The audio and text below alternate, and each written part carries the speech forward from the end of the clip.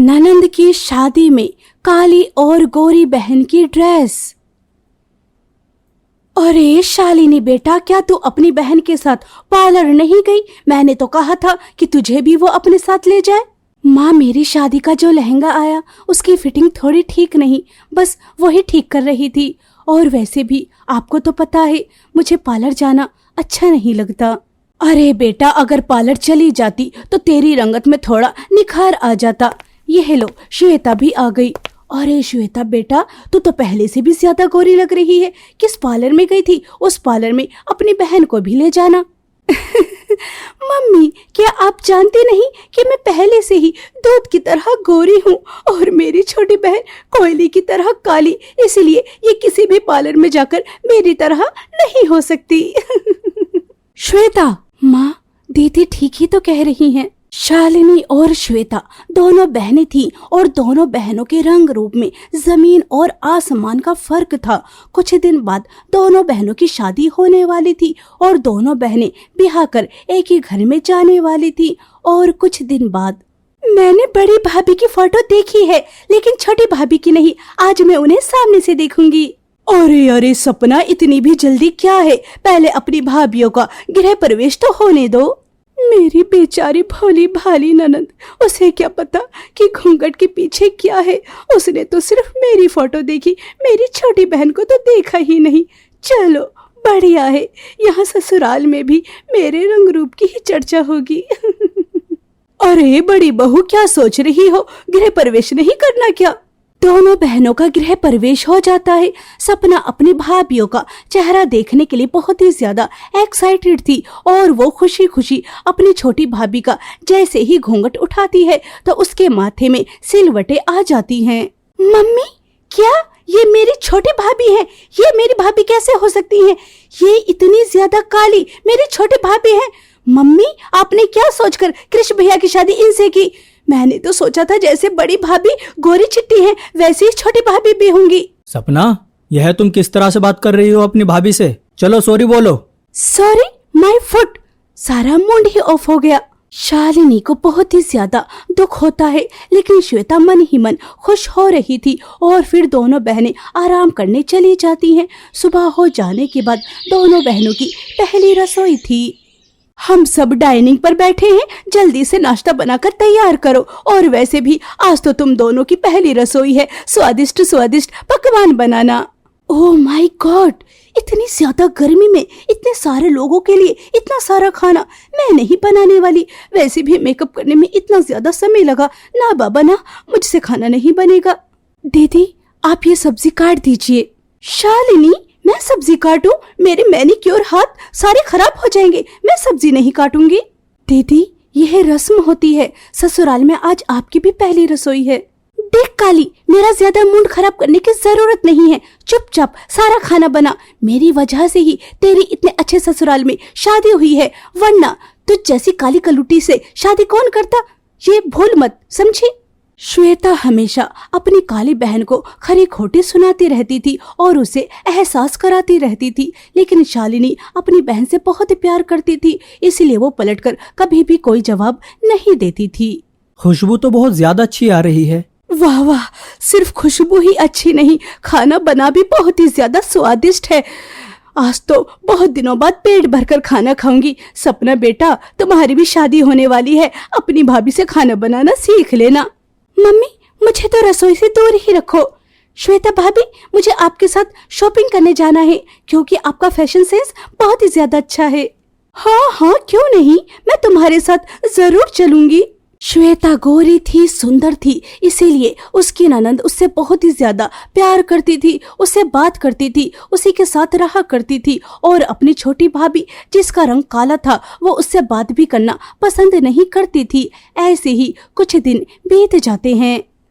तुम्हारी ननंद की शादी है, बहुत बड़े बड़े लोग भी आएंगे और मेरी कुछ दोस्त भी आएंगी जो तुम्हें पहली बार देखेंगी। इसलिए अपनी ननंद की शादी में बहुत ही ज्यादा अच्छी ड्रेस लेकर आना, ताकि सबको लगे कि तुम मेरी बहू हो। मम्मी, श्वेता भाभी की वजह से तो आपको बहुत तारीफ सुनने को मिलेंगी, लेकिन काली भाभी का क्या? वो चाहे कितनी भी महंगी, कितनी भी सुंदर ड्रेस क्यों ना पहने, लेकिन फिर भी आपको इनकी वजह से इंसल्ट का सामना तो करना पड़ेगा ही। अब आपने जो किया उसके लिए आपको तैयार रहना चाहिए। सपना, मैं तुम्हारी शादी में बहुत ही ज्यादा महंगी और सुंदर ड्रेस लेकर आऊंगी, और तुम्हारे लिए भी। हम दोनों ननंद भाभी एक जैसी ही दिखेंगी। हाँ श्वेता भाभी, आपकी तो बात ही अलग है। आप मेरे बराबर में खड़ी होकर मेरी भाभी लगेंगी, लेकिन इनका क्या? अच्छा अच्छा, चलो बहुत हो गई बातें। शालिनी बहू, जाओ मेरे लिए अदरक वाली चाय लेकर आओ, फिर शॉपिंग पर भी जाना है।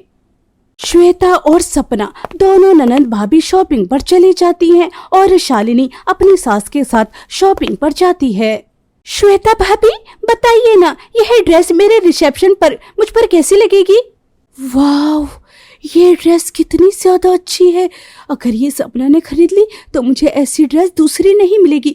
ये तो मुझे ही खरीदनी है। सपना, इसका फैब्रिक बिल्कुल भी अच्छा नहीं, और देखो एम्ब्रॉयडरी भी कोई खास नहीं, इसलिए तुम्हें कोई दूसरी ड्रेस खरीदनी चाहिए, ये नहीं। ठीक है भाभी, आप ज्यादा अच्छा जानती हैं। इस ड्रेस को तो मैं ही पहनूंगी। जब इस ड्रेस को पहनूंगी तो सबकी नजर मुझ पर ही टिकी होंगी। ये ड्रेस सच में बहुत ही ज्यादा सुंदर है। श्वेता अपनी ननंद को बेवकूफ बनाने में कामयाब रहती है, और जो ड्रेस अपनी ननंद को नहीं खरीदने देती वो ड्रेस खुद खरीद लेती है। शालिनी बहू, यहाँ तुम्हें कोई ड्रेस पसंद नहीं आ रही? देखो, तुम्हें अपनी ननंद की शादी में सुंदर ड्रेस पहननी है। मम्मी जी, यह ड्रेस बहुत अच्छी है, लेकिन मेरे कलर पर सूट नहीं करेंगी, इसलिए मैं सोच रही हूँ कि कपड़ा खरीदकर खुद ही ड्रेस बनाऊं, और मैं सपना के लिए भी एक ड्रेस अपने हाथों से सिलकर गिफ्ट करना चाहती हूँ। बहू, तुम्हें सिलाई आती है? ठीक है, लेकिन मेरी नाक नहीं कटनी चाहिए। बड़े बड़े लोग आएंगे।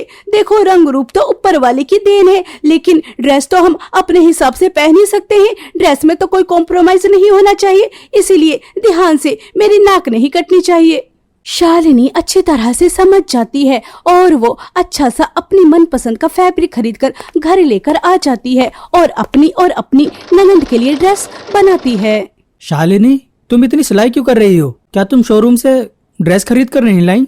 मैं अपनी ननंद की शादी में अपने हाथ से तैयार की गई ड्रेस पहनना चाहती थी, इसीलिए। और मैं सपना के लिए भी एक ड्रेस तैयार कर रही हूँ। वह तो तुम्हें पहले ही पसंद नहीं करती, उसके लिए ड्रेस तैयार करोगी?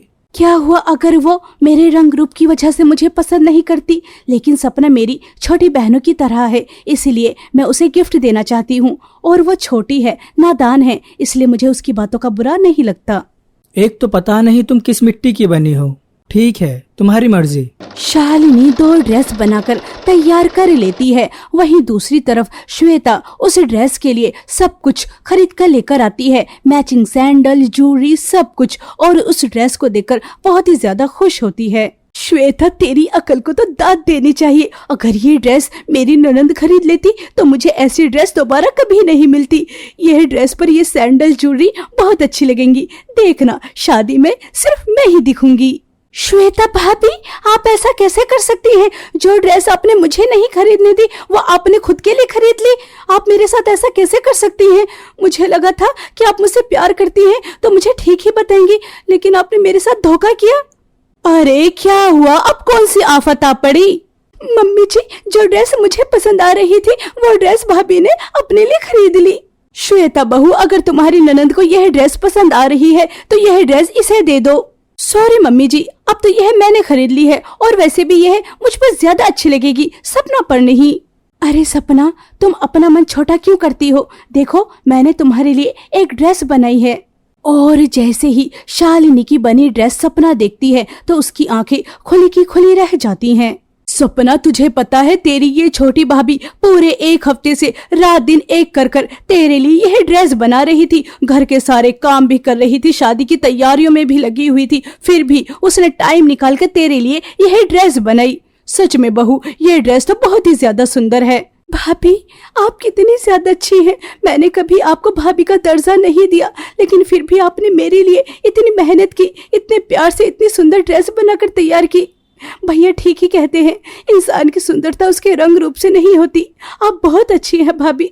भाभी, मुझे माफ कर दीजिए, मुझे माफ कर दीजिए। शालिनी अपनी ननंद का प्यार पाकर बहुत ही ज्यादा खुश होती है और अब वो दिन आ जाता है जिस दिन उनकी ननंद की शादी थी। श्वेता ड्रेस पहनकर आती है। सब उसकी ड्रेस की तारीफ कर रहे थे, लेकिन जब शालिनी अपनी बनी ड्रेस पहनकर आती है तो सबकी आंखें शालिनी पर ही टिकी रह जाती हैं और सब उसकी ड्रेस की बहुत ही ज्यादा तारीफ करते हैं।